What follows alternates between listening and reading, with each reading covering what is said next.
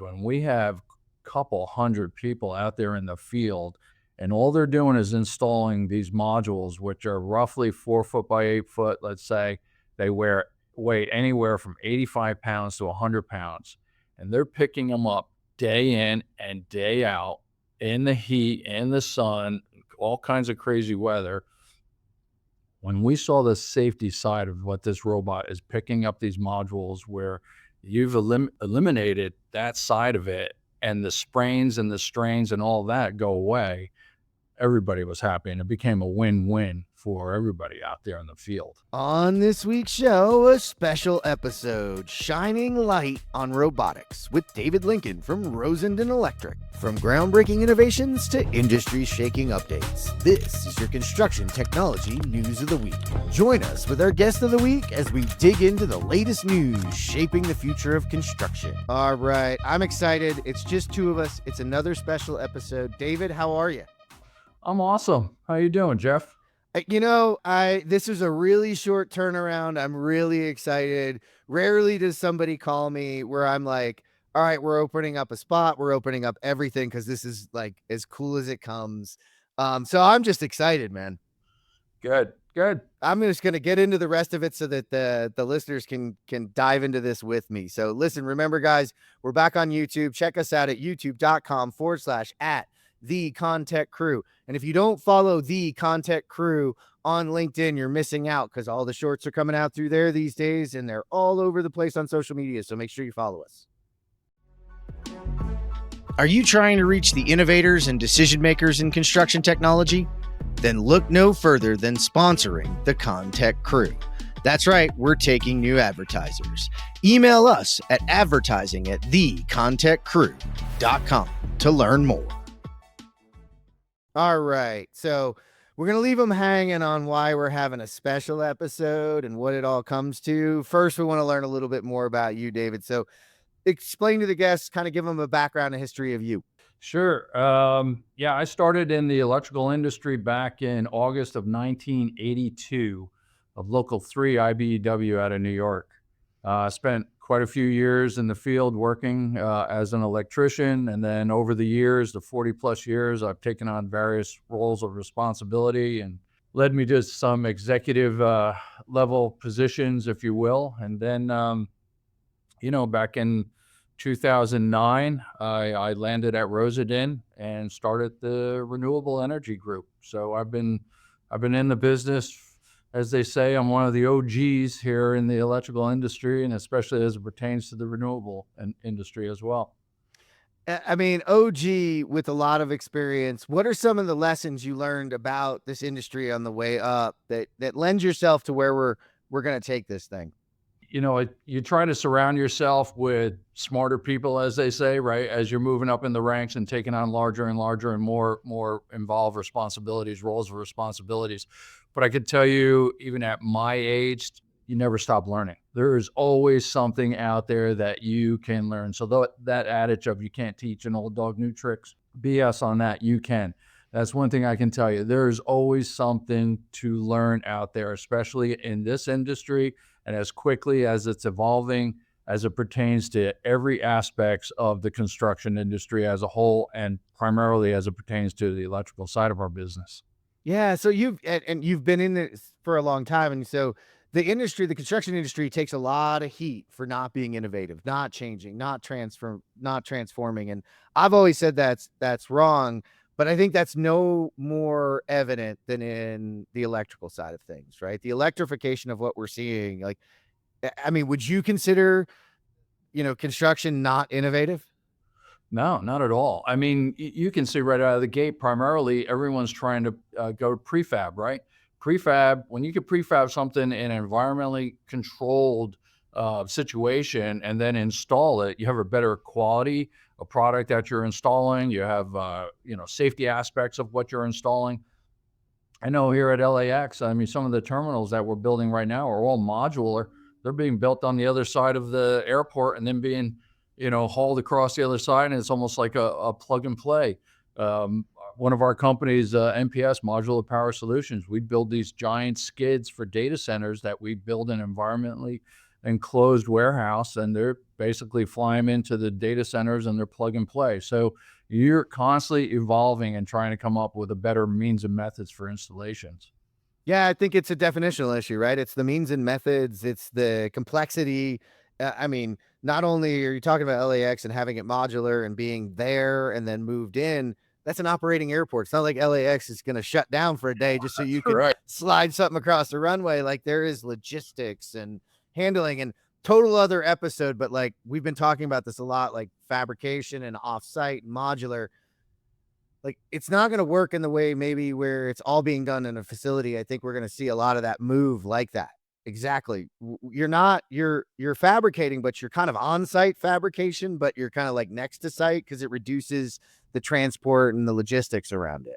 Oh, the transport, the waste alone, the labor savings that you have involved. I mean, there's a lot of pluses that go along with it for sure.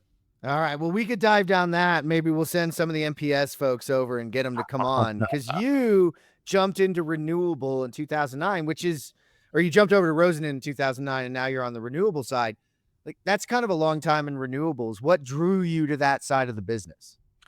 Again, I mean, I'm a product of New York. I constantly have to be challenged. I don't like the status quo.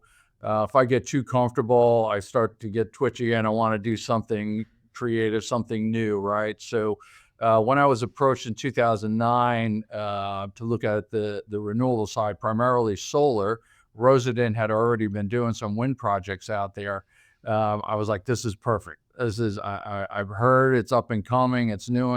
It's new. It's challenging, and that got me going. I mean, it was myself and four others that kind of started the solar side of it, and then we brought some of the wind folks into it, and then we just coined the Rosendin Renewable Energy Group. And I just remember the first year I think we did as revenue like maybe $6 million or something like that, and I remember when we did our first 1 megawatt size project. I mean, we were popping corks, right? We were like, we're at the big leagues now. We finally made it.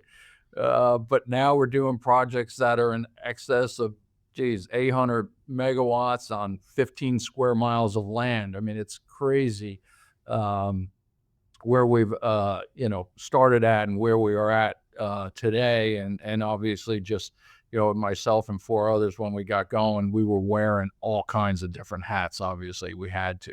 So, yeah. That and I mean that's awesome, and the scale has just gone up, right? Which has probably brought and has brought a lot of challenges on, which is kind of like the point of why we're here, and the idea that you're always looking for a new idea. Yeah. So what are some of the challenges that exist in moving from those 1 megawatt to 800 megawatt to the at some point we're going to go gig, right?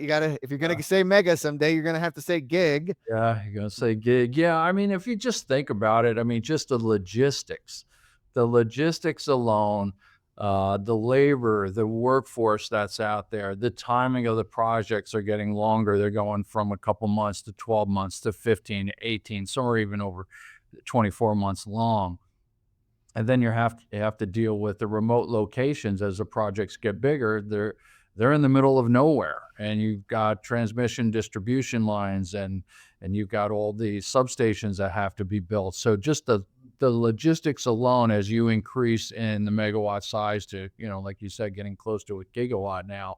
I mean, all of that comes into consideration. The equipment alone, the long lead times that you're having to deal with, especially with transformers and gears and breakers and all of that, and the cable and the wire. There's a lot to it that you learn over the 15 plus years that we've been doing it. And we morphed from that small subcontractor working for someone to now being one of the top 5 large EPCs in the renewable industry. And with that EPC came, an opportunity for you guys to kind of exhibit, I wouldn't call it control, but a little bit more influence over how things are getting done. And so talk about, what your idea was, why we're sitting down today. I know I got people on the edge of their seat. What's going on? What have y'all come up with over there? Well, again, like I said, I like to be challenged. I'm known around here as the big picture thinker, right? And I'm not so much in the minutia and in the weeds. I'm big picture, always looking out, always trying to innovate. And it was back in 2019, I was invited to take a tour of a PV module facility that was building the solar modules out. And during that tour, I noticed that they've had these robotic arms that had air knives and suction cups on them. And as the modules are being built, these robot arms are moving these panels, the modules around from location. And I thought, well, that's pretty interesting. And I got back to my hotel room and I sketched on a piece of paper. And what I envisioned was like a mini excavator where we remove the backhoe part of that excavator and could we put a robotic arm on it? And then maybe have somebody drive that down the rows and install the modules that way. So I sketched it up on a napkin. I sent it to our R&D team here. There was probably 3 people at that time. And they're like, well, it's never been done before, but if you think it's something worthwhile, we'll chase it down and we'll see if we can find some people that might want to partner with us or have something along the way. So that's what we did. We wound up building something absolutely spectacular that is out there right now and working. And so then you had to, everything has to have a name. So give it a name for us. What'd you guys name it? Yeah, well, we came up with RTMIS. So it's RTMIS. So robotic transitioning module installation system. So that's what we came up with. I won't lie, it was probably a couple bourbons in that when I came up with that name, but doesn't hurt. Hey, you got to fuel the creativity however you feel it. Some people are out there exercising and grabbing endorphins. Some of us are grabbing a bourbon at times. Some of us are doing a little bit of both, but that's how great ideas come to fruition. And now, Yeah. so folks are listening and they hear robotics, they get a little skeptical. Talk about exactly how this thing's operating and, how the teams are using it. Because, at first when you mentioned it to me, I was like, oh, well, what is it really doing? But now I understand the complexity of exactly what the function is. Yeah, I mean, again, when we first looked at it and came up with the idea and put pen to paper and we found a company in Long Island to help us build the prototypes out. When it was first introduced out onto a project to start running and looking at the installations of it, all that, you've got some of these projects that we're working on, you have anywhere from 600 to 1,000 people that are out there on the site working at any time. So when you see these robots come rolling off a 40-foot container and it's basically a track mounted electric diesel hybrid with a robotic arm and then 2 carriers that are autonomous following them that have the modules on them, you get a lot of people looking at this thing, right? Especially the electricians in the field are like, well, what is this? But I always I equate it to like, when we first started, you had a wrench in your hand and your hand tightening the nut down, right? And then we're like, okay, we got to get innovative. Oh, let's use a socket and a ratchet. Well, that's quicker. Okay, and then you still have a torque wrench on it, right? Well, now we've evolved to where we have a torque gun that's already has the nut on it. I mean, the socket on it and everything, and it's one shot, right? So we expedite it. So the intent had always been to have this robot to kind of complement and enhance the workforce that was out there. And I can tell you after the demonstrations, and we've got a bunch of electricians around and got them involved and they saw it, they were blown away by it. And obviously for us, we looked at how can we expedite the process and is there a labor savings? But I have to tell you what really came out of it was the safety benefits of it, because when we have a couple hundred people out there in the field and all they're doing is installing these modules, which are roughly 4 foot by 8 foot, let's say, they weigh anywhere from 85 pounds to 100 pounds, and they're picking them up day in and day out in the heat, in the sun, all kinds of crazy weather. When we saw the safety side of what this robot is picking up these modules where you've eliminated that side of it and the sprains and the strains and all that go away, everybody was happy, and it became a win-win for everybody out there in the field. Yeah, I mean, that's what I saw. And by the way, you guys can see the video. It'll be posted from here as well. It's really, really cool video, especially because it digs into those people talking about like what we love is it's safer and it's the part we didn't want to be doing, right? Lifting that 85 to 100 pounds is not only backbreaking and repetitive and can injure, it's also a delicate process. Those solar panels, those panels that are being installed are super delicate. And no person wants to break them, but at times it's a choice between breaking the body or breaking the thing. And well, we want the thing to break instead. Now we don't have to make that. And so what this robot is doing, track robot is doing, if I'm not mistaken, it's going down the line, grabbing from its own containers that are following it, right? So two hugely dangerous things, right? The grabbing and lifting in awkward spaces of solar panels and the carrying of those solar panels and operating those things. They're following each other and it's lifting and placing. And then the team does what they always did before. And they're hooking it all up. They're making sure it all works. They're following it. And you kind of understated it. They're in the sun. These are solar farms. Yeah. Okay. So if they are not in the sun, they're being placed poorly. So, right, these are the hottest, sunniest places that we can find. So inherently, that's what these folks are dealing with. So not only is it backbreaking, it's exhausting. And so you can only go so fast. Yeah. Yeah. And Unless you augment it. that's right. That's right. And that's what we did. And so the quality and the QA/QC process has just been, through the roof. A lot better installation. I think there was a thing: never buy a car on a Monday or a Friday, whatever it was. You remember back then, right? Well, here it's like the quality of the installation is the same because the robot is actually doing all that heavy lifting work, placing it on the torque tube within a half inch of that torque tube. Suction cups release. The tradespeople out there, they just grab it and they just slide it a little bit and lock it in place. So they're not picking up. So we don't have that tripping hazard. We've reduced the size of the crew down by half that are installing the modules now. You mentioned the breakage of the modules. I mean, if you're familiar with how these large utility scale solar farms go, the modules, the pallets of modules get spread out like every 50, 60 feet down a row.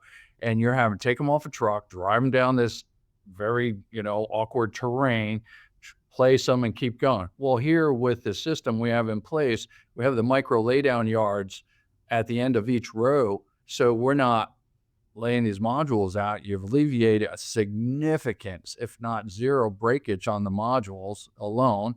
You're picking them up, and as one carrier gets empty, the other one comes back, gets full, the robot's taking off that one, and vice versa. So they keep running. So these things will run basically 20 hours a day before they got to stop. Well, and that's significant there because you hit on a couple of the breakage things and the laydowns and the terrain and dropping it off. Let's just go to, however many times you touch a material, it adds a cost to it. And you've reduced the amount of touches to that material with the micro laydowns and the ability to not have to send people and lay those things down and schedule that out. Like, it also reduces complexity. Something people forget in lean is, the first thing you want to do in lean is make it easier, right? Everybody thinks you want to make it faster. It's like, no. We want to make it easier. And this is making it easier, which is then increasing and decreasing your touches, which, by the way, makes you more productive. It's just a fact of the math itself, which is awesome. And when you're saying that, because this is where people get a little like, oh, you're going to replace all your jobs. First of all, you got tons of electricians, right? You're turning away every day. Yeah. Tons of them, right? No problem recruiting at all. Right? No. So you're reducing the crews in size on what they're doing on a certain one, but I'm guessing that means you have more crews deployed. That's correct. It's correct. So again, it was never meant, nor will it ever be, replace the workforce. It's just adding another tool to enhance the workforce to help them out, because again, these large scale projects are in very remote locations and the labor workforce is a little tough to get. So if we can bring something else into the equation, onto the project site, such as these robots to help out with the installation, I mean, it starts to add up the wins. And the next thing you know, you got a project where the duration of the schedule actually shrinked, and now I can start another project sooner, right? And I can put people to work sooner. So yeah, there's, we tried to calculate as much as possible of the potential saving, not just from the labor, but also from the safety side of it, right? I mean, the breakage of the module. I mean, the list goes on and on and on of the benefits of having a robotic solution out there in the field. Yeah, and it's and not to mention, like, it's a fantastic marketing tool for Rosendin as well, and because there is such a push for the limited force that we have, that if you can offer them a better experience and more longevity in their careers, because let's be honest, that repetitive motion and the things that we forced people to do over the years out of necessity, not because we were like, oh well, we just want you to do it. These robotics and things weren't available to us. They wore out. Now those electricians can have longer careers, which helps us keep, the workforce that we need, helps us deliver. And if anybody thinks I'm being flippant, like, just think that every data center that's going in, every EV battery factory, every, advanced manufacturing factory, you know what they do? They require power. We need more power today than we ever need. I heard yesterday on a call that it's 4% of the US power is consumed by data centers, and that's expected to double Yeah, in the next year yeah, that's correct. on a grid that's already completely taxed. Like, so, and renewables are the way. And so how do you do this? This is how you do it. And like you said, the terrain that you're in is wild. So I imagine when you built this thing, did you build a little basic one, or what kind of sucker did you build? No, we went all in. I mean, we over engineered this thing. We built ourselves a Rolls Royce, to say the least, right? And when we first put it out on the field, we try to break it, right? That's what you want to do. And of course, we made tweaks here and there, and software tweaks, and just different modifications to it as we went along. And this thing is just super robust. All three components to it are. And we use NEMA 4X stainless steel enclosures and compressor dryers. You name it, it's on it. It's a diesel hybrid electric unit that's out there. And we looked at what else can we use it for afterwards. If it's got some downtime, can we use the carriers to pull along some ground penetrating radar and have them run a grid out there? So it's extremely robust. That's to say the least. Well, and I mean, I get to sit in this seat a lot and listen to a lot of the internal development groups that go through that process. And of course, if you're building it for your team and you're going to want to build that, I like the Cadillac analogy, the Rolls Royce analogy, because it's comfortable, it works. I'm not building just a Ferrari to go quick. I'm building something that, I want to spend my time with. But, and this is, it kind of leads into where you're going with it. And this is what I love about Rosendin and what you folks build and do, is that you could just hang on to it, right? Your top 5 ENR, I think you're top electrical in the country. You can do what you want to do, but you're not planning to keep this thing to yourselves. No, we're not. It was never our intent. It had always been, once we've got something and we tried to break it and we fixed it and we got it and it's proven and it works, it was always been our intent to open it up to the industry as a whole. We would love to partner or find somebody who'd like to come on board and, for the lack of a better term, mass produce these and get them out into the market. I've shown the video of this thing working to our competitors. I've showed them to other companies that were developing their own robots. And I can tell you, I know 2 of them for a fact stopped developing their robots based on what they saw, because we were so far ahead of everyone else. So yeah, it was never our intent just to keep it for ourselves. We would love nothing better than somebody to come in, pick them up, mass produce them, put them in a rental pool, and then have other EPCs like ourselves out there go rent these things, if you will, or even buy them, whatever it is, and put them out there on the projects. We're going to need them. Everybody's going to need them. That's where we're going. Yeah, everybody's going to need them, and there's so many uses for them. And, but let's be honest. So part of this to distill that down for everyone listening, and that's why we're here today, is to sort of get this out there. Is David and the team are looking for partners to come in to help mass produce, because we're construction. We say this all the time. Like, we're great at building things, and when we build things for ourselves, we over engineer. We're not here Yep. unless we're in our fab shops, which is where we've learned a lot of this. Is that we're not here to be manufacturers. So a manufacturer that specializes in manufacturing can look at this product and say, like, okay, I know why you did that, but hey, did you ever think about, we could do this, this, and this? It's going to get the same performance, but it's repeatable, it's cheaper, it's more readily available. And then, the opportunity to take it out to scale. Because I can think of, industrial EPC projects where they're actually building solar farms alongside of it. So do Yep. they need to own one? No, they're not building a solar farm, they're not just chasing solar farm work all the time or renewable work all the time, but they've got a need for it. Right. And they're looking at this opportunity to say, yeah, this would be great. I can rent this thing from a United Rentals or whomever else is out Now, there renting this equipment to move it forward, because we need, Rosendin can build a lot, but you can't build everything we need, right? that's right. That's right. And like I said, that's always our intent. And coming up here, I think on April 17th, we're going to have a big media day, if you will. And we have a project just outside of Abilene, Texas, and we've invited quite a few numbers of individuals, from manufacturers to other developers, to come out to the site and actually see it at work, kick the So tires, if you will. kick the tires, come check it out. So that's one of the reasons we wanted to get this thing out there and get it out there. So it's April 17th Yep. in Abilene, Texas. You guys are going to be showing this off.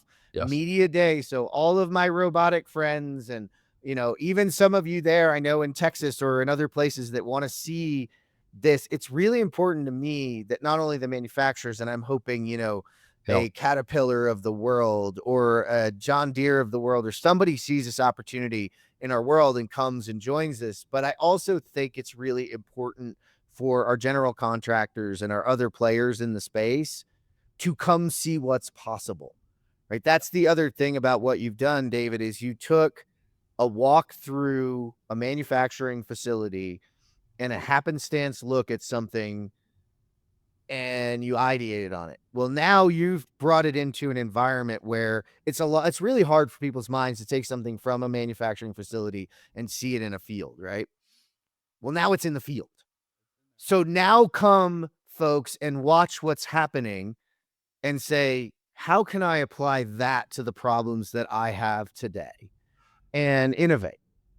Yeah, I mean, there might be solutions out there that this thing could be used for that we haven't thought about yet, right? And certainly we welcome that. And obviously, like you mentioned, a Caterpillar, John Deere, or JCB, or somebody like that would be interested.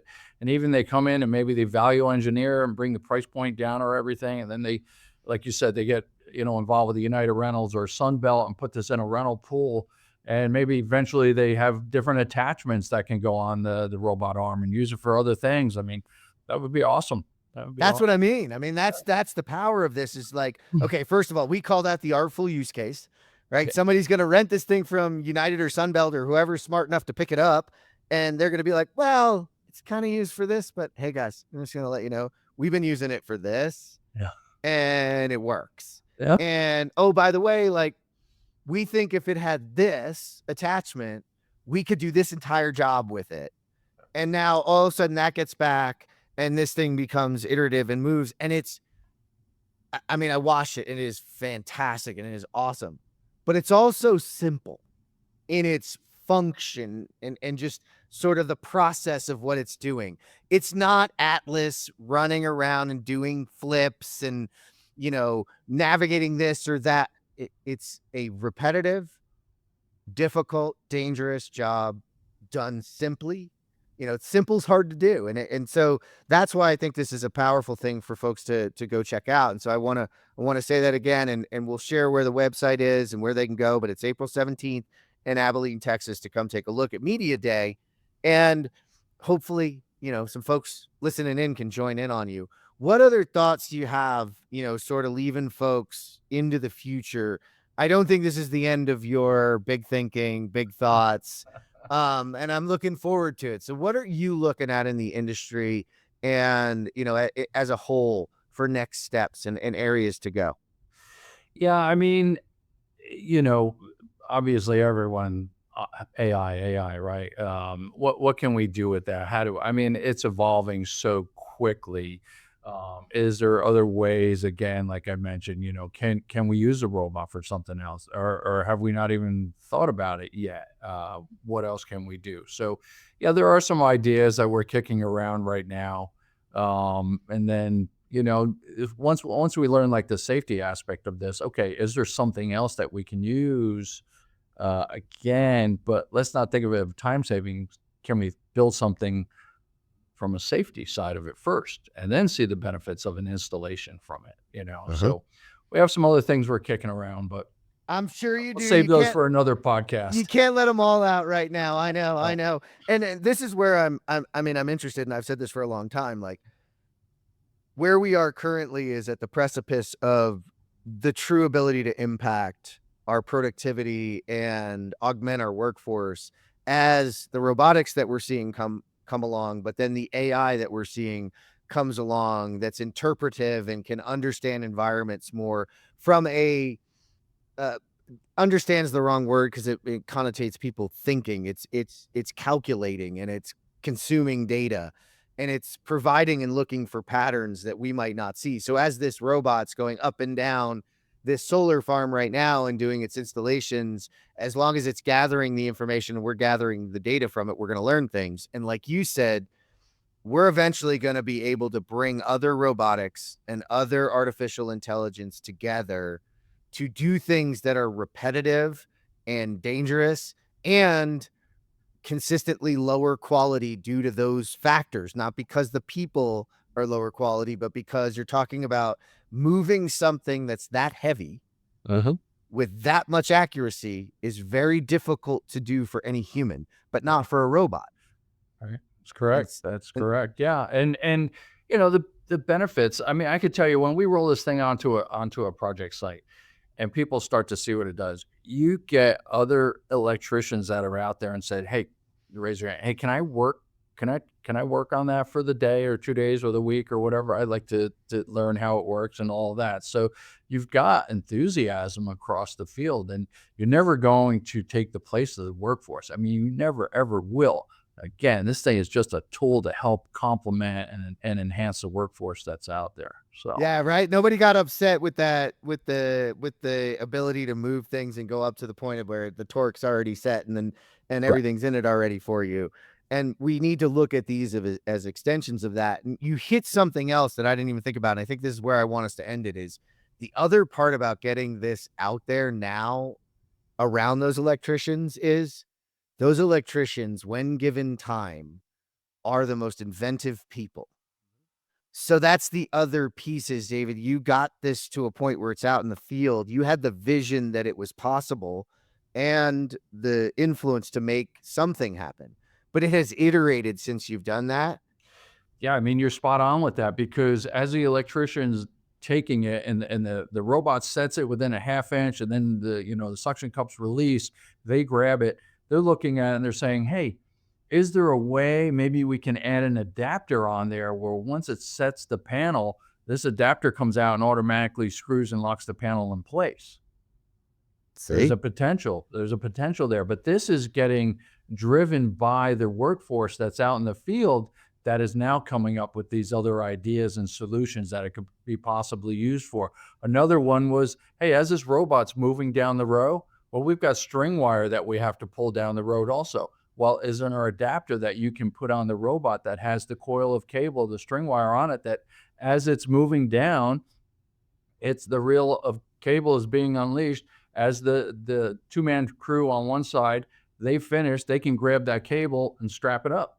So now there's no go back with it or anything. So you're doing it all in one motion. So the field is generating some really good ideas, additives, if you will, to attach to the robot.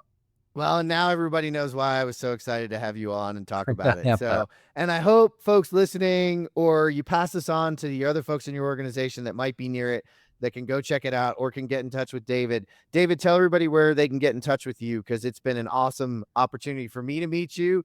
And I hope there's a few out there in the world that want to meet you again too. Yeah, I appreciate it. I mean, if you want to learn more about the robot, you can get on the Rosendin website, and there's a code you can click on. It'll bring you right to that. If not, you can contact me directly at dlincoln@rosendin.com.